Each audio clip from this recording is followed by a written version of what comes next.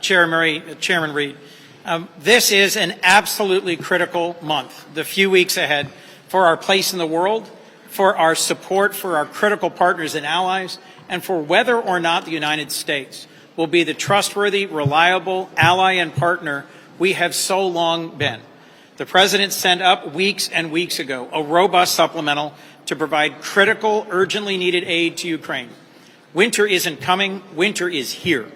And we know that once again, Putin will intend to try and freeze the citizens, the civilians of Ukraine out by attacking relentlessly the energy infrastructure of Ukraine. In fact, just on one day last week, they launched more drone attacks on Kyiv than had happened in months and months.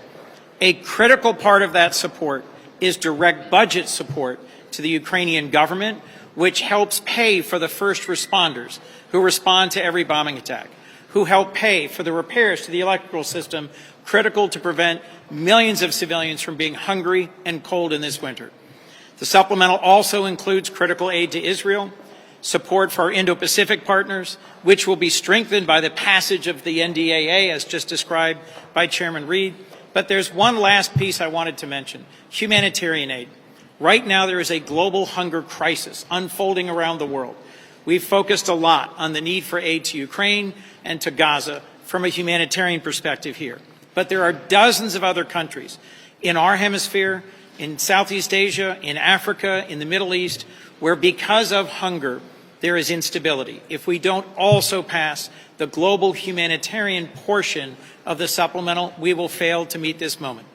As the chair of the Intellectual Property Subcommittee of Judiciary, I'm grateful that Leader Schumer is convening the next in the artificial intelligence roundtables with a bipartisan group that will consider how to protect America's creative community, both copyright, patent, and elsewise.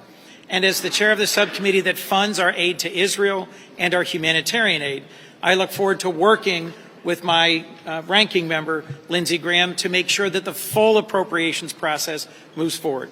As Chair Murray referenced, the Senate passed 12 bipartisan bills. The House has passed none. It is long past time for us to take up and pass critical bills, the full supplemental, the NDAA, and the appropriations package for the year ahead. With the leadership of our caucus, I'm confident we will get that done. Thank you. Thank you, Chris.